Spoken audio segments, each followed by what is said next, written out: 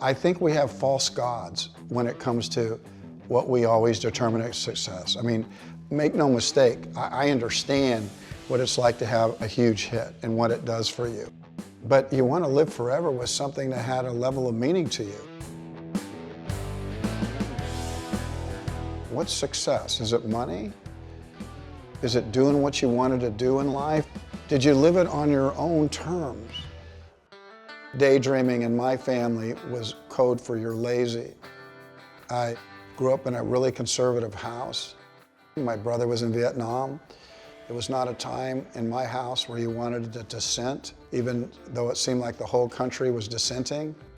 So for me to daydream, that was code for lazy, as opposed to I'm thinking about things. I feel like I could be somebody. And so it took me a while to find my own ground, even to actually come to the point of view that I think I'd like to tell stories for a living. Permanent daydreaming. And of course that threw my dad into a real problem because he didn't know how to help me. He didn't want me to be embarrassed. I didn't know how to explain it to him, but thank God I found my own way.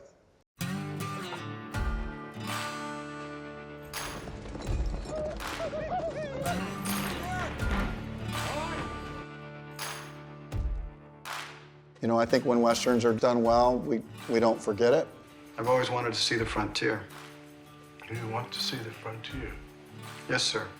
I see a part of our history. I see a part of a drama where I wonder how I might have behaved. Burn it. Given how tough the situation was. I mean, out there's no law.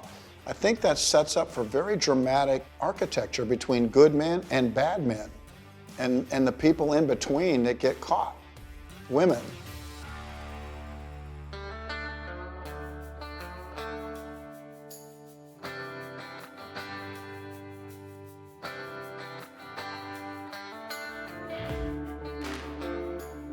That looks like a promising place. The place I might be able to see myself. Horizon has been years in the making. We can identify 1988 because that's when I commissioned the screenplay.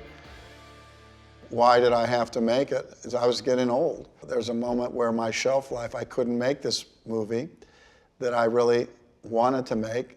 And I found it was easier to write the story if women were embraced as maybe the people that made the thing go.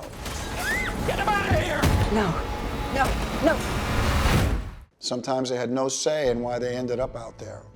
And so many women just worked themselves to death just trying to keep their family clean. I had to make that movie because that's as much a part as the gunfight to me.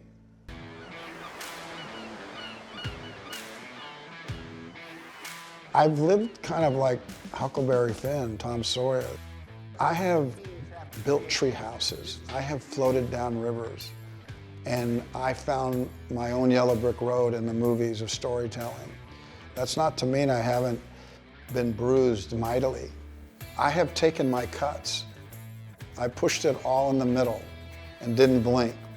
And so if I'm watching my own movie, I feel like I've been pretty true to myself.